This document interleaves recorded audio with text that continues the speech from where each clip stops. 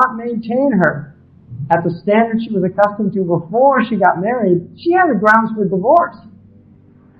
In Sharia, I mean, women are meant to be maintained. And middle-class women in Sharia, in the Maliki madhab, it is a wajib for a man to provide domestic help. It's actually a farm on a man to provide domestic help for a woman. And this is a very interesting point about Sharia, is that there's an understanding that women need help inside the house, that it's actually quite exhausting to take care of a house with children and the needs of the house. Now, a woman is also, there's a debate amongst the fuqaha, and the madhabs differ. Only one of the madhabs has the khidmah al-batina, which is the servicing the house is an obligation on the woman, and it's still not considered nushuz if a woman refuses to cook in a house. It's not considered nushuz. In other words, she's not being disobedient, although it's preferred for her to take care of that if she's not working and doing other things. She is not obliged in any way to serve the guests of a man. If a man invites 10 people over, she can literally say, and these are books of fiqh that were written centuries ago, she can literally say, you cook tonight. You know, I don't want to do that. And I'm not making this stuff up. I'm talking about our Sharia, because there's a compromise, and a lot of men don't understand this, that women do have a difficult time. They really do. And I think what we do is we put so much pressure, psychological pressure, on women maintaining all this thing, I have to keep up, and they get worn out, they get burnt out, they get tired, the marriage begins to deteriorate because of these types of things. And if men would honor this in some way, and one of the beauties of women, there's a problem that the Prophet ﷺ mentioned, which is kufran al-ashira, which is one of the dangers of women, is that women can often not appreciate the husband also. So it works both ways, and the Prophet warned women of that. And kufran al-ashira, one of the things about it, the Prophet ﷺ said, there is a type of woman that you will do good to her your whole life, and then once you do something wrong, and what does she say? مَا عَلِمْتُ مِنْكَ خَيْرًا قَطْ, I never knew any good from you. In other words, she forgets all of the good that you've done all those years because you slipped up. So that's also something that the women have to do. See, the men have to, I mean, it does work both ways. It's a two-way street. But I would still say, as Ibn Abbas said, radiallahu anhu, that the onus is more on the men. And the men have to realize that we have a responsibility of taking care of our women, treating them well. I was in a marital dispute in California, and there was a Mauritanian sheikh there. And this is a true story, and there's la haya fi din, like they say. There's not modesty when you're speaking about important matters of the deen. There was a marital dispute, and I was translating because these people didn't speak Arabic, and the sheikh asked the woman, are you getting your marital rights in bed? After she made all these complaints. And she said, no. He said, all right. And then he wanted to talk to them. But afterwards, I said to him, why did you ask that question? He said, we have in Mauritania, that's what happens. When men stop being romantic, he said, you need to pinch your wife and you need to be nice to her and do these things. He said that they'll appreciate that. But if you ignore them, and like the Prophet ﷺ said, become like the camel, that when the appetite is there, يَقْضِي وَطَرَهُ, takes what it wants and then just wanders off to munch in the field, that is a type of dhulm to a woman. And that's why the Prophet ﷺ said, send messengers before you go to your women, and ask them what it was, and he said, sweet talk and kisses. Just to be sweet with your wife. If you want to rectify his marriage, he had to just be nice to this woman, to treat her with some dignity and respect. And the Prophet ﷺ, if you look at the hadith where Aisha broke the plate and she was angry, she smashed the plate down, the Prophet ﷺ didn't get upset. He never got upset about things like that. And he actually laughed and picked up the plate. And there's one where they got into a food fight. And he literally threw food and she threw food. And I mean, this is very human situation. The Prophet ﷺ, I think just, if you can imagine a human being that literally had no malice in his heart, no animosity, always wanting to elevate the other, always wanting to make the other feel that no matter what, I'm going to make you feel like a human being. That's what he was. And Nu'ayman, and when you read the stories of Nu'ayman, and there's a whole book on this character, he was a joker. The man was a total joker in Medina. He used to do the most outrageous things. He once took a sheep from a Bedouin, he sacrificed it, cooked it, and fed all these people. And the Bedouin, when he came to the sheep, he said, "Where is it?" He said, Nu'ayman took it.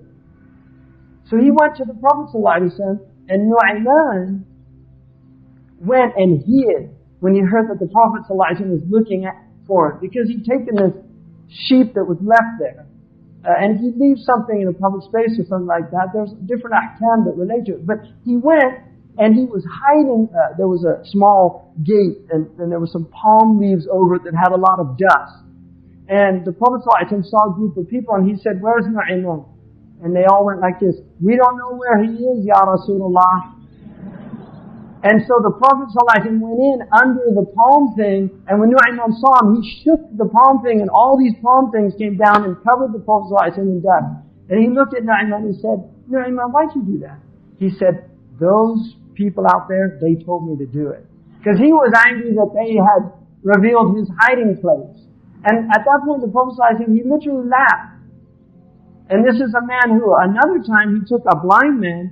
The man asked him to show him where to urinate, and he put him in a public spot.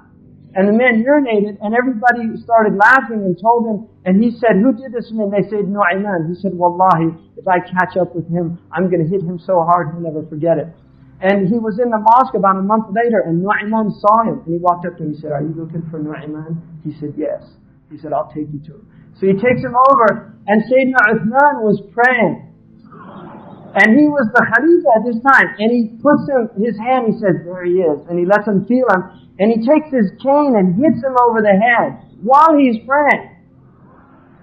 And when Sayyidina Uthman finished his prayer, he went and he said, "What's going on?" And the blind man said, "Aren't you Nu'ayman?" He said, "I'm Amir al-Mu'mineen." And he said, "Who did this to me?" And he said, "Nu'ayman." And at that point, Sayyidina Uthman, the tribe came in because they were furious. And he actually just said, "Just leave him. Leave Nu'ayman." The man is just, that's his nature.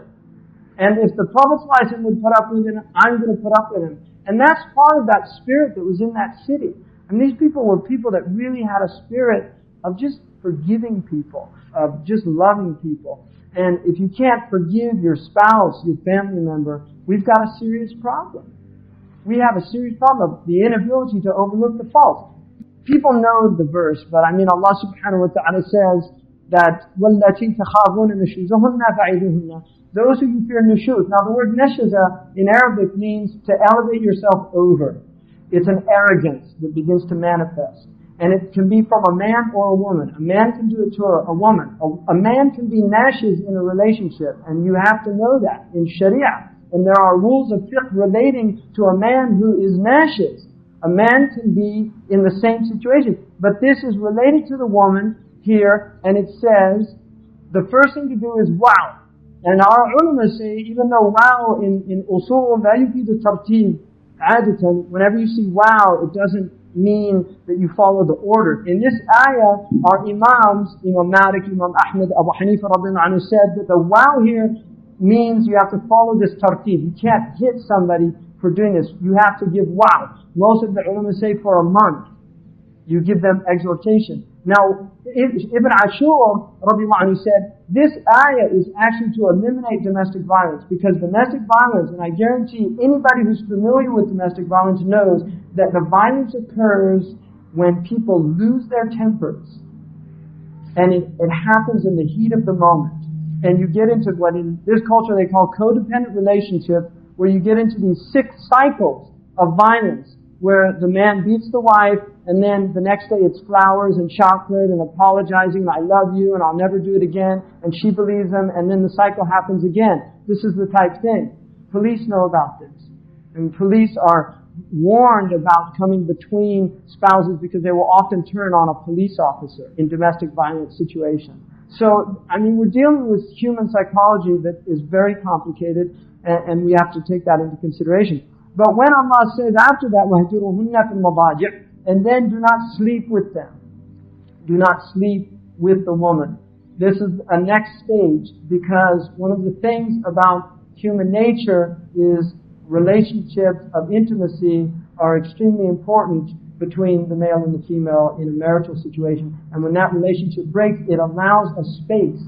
There's a psychological space that is created where people can really begin to think about the other person. And it occurs with the man because he misses his wife also.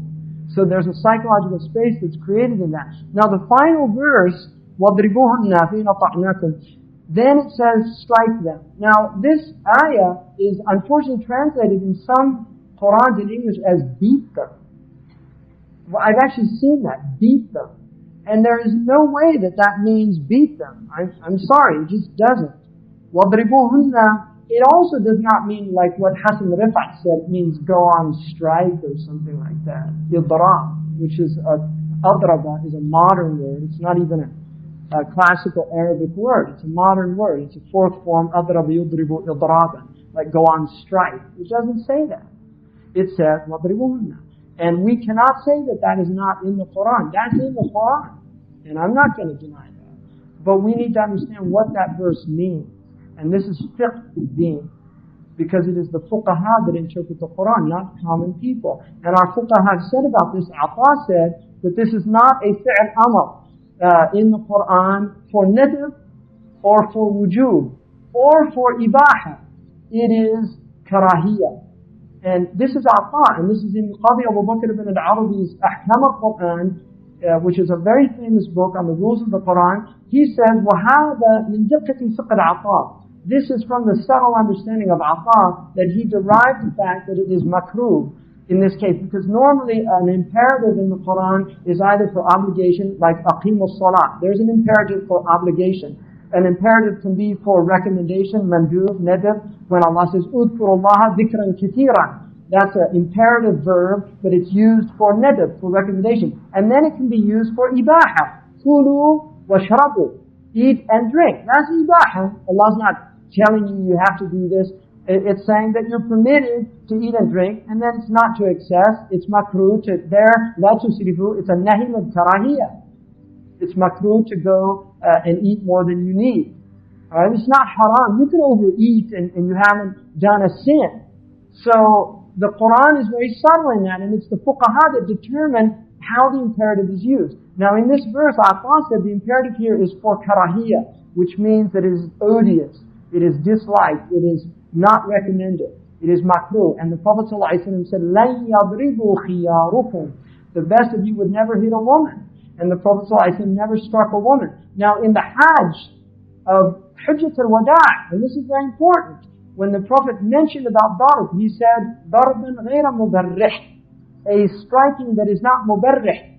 Mubarrih means something, bariha, al-bariha or bariha, is something that happened in the past. Ma bariha means it's still going on in Arabic. Mubarrih is something that leaves